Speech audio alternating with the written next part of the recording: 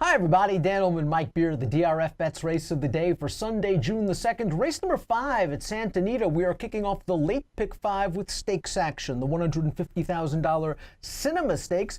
Get involved in the pick 5 with your DRFBets account and the money back promo, obviously, for your race of the day. Bet $7 to win on any race of the day this month. If your selection finishes second or third, you get your money back. Learn all the terms and conditions at promos.drf.com. Let's meet the field of 3-year-old turf horses getting set to step 9 furlongs in the cinema. Remember to get those free Formulator Pass performances on the Race of the Day event page at drf.com and handicap along with us as we take the field in post position order.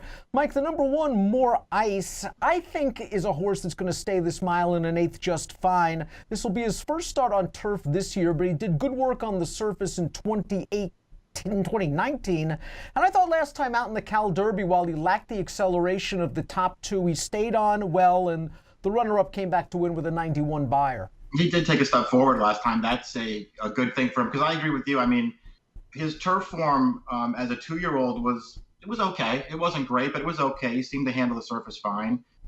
You did get the feeling that he would have to improve as a 3-year-old, and I think he maybe did last time. He took a little bit of a step forward, and if he can keep that going in this race, I don't see why he can't contend in here. Number 2 is Gregorian Chance, done nothing wrong from 2 lifetime starts. A winner over the synthetic surface in Ireland, then off the long layoff in his North American debut. Bet hard in that race for Phil D'Amato, and he won despite looking very green. I'm not sure I like the blinkers coming on. He probably needs the blinkers, but this barn doesn't have great numbers adding the hood. Yeah, but you sort of understand why he's putting them on, though, because this horse, he's run well in both of his races, but he's been a mess in both of them. Like, he has just no idea what he's doing. He ran really well last time. I mean, that wasn't a big pace in front of him. He made a right-hand turn out of the gate. He wound up last.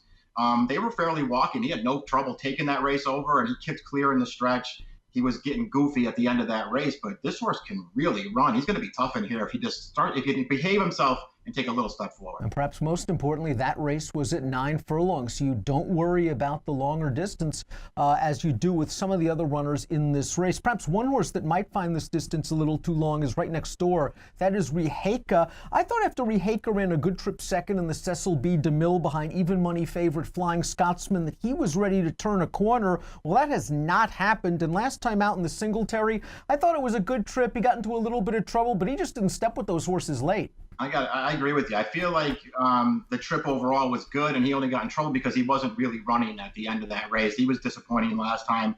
He's been handled by Neptune Storm a couple times. He's been handled by King of Speed a couple times. He's been very tough here.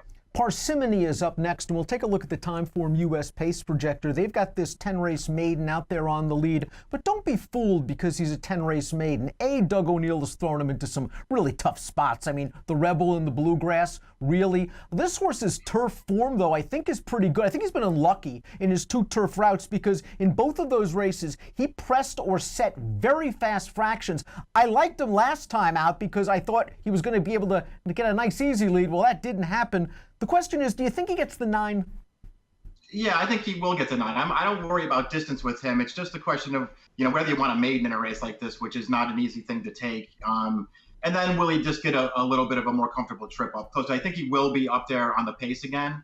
And you're right, his last 2 turf starts, they were both at this distance. And I mean, he was just taking pressure the entire way both times. I actually feel like he ran really well in those races, and I don't think he's overmatched at all against these horses. King of Speed was a multiple stakes winner at 2, and the question handicappers have to ask themselves if they believe he has taken the requisite step forward as a 3-year-old. Now, he's only raced twice this year, once in the El Camino Real Derby where he got checked very, very hard down towards the inside on the far turn and then did no running at all after that. I expected him to do a little something last time out in the Singletary, and he just didn't fire. To me, this is the kind of colt that needs pace, and I have to admit, I'm a little concerned about the extra distance. Yeah, I am too. I wanted him to run better last time. I know it was only his second start, but he just never factored in that race.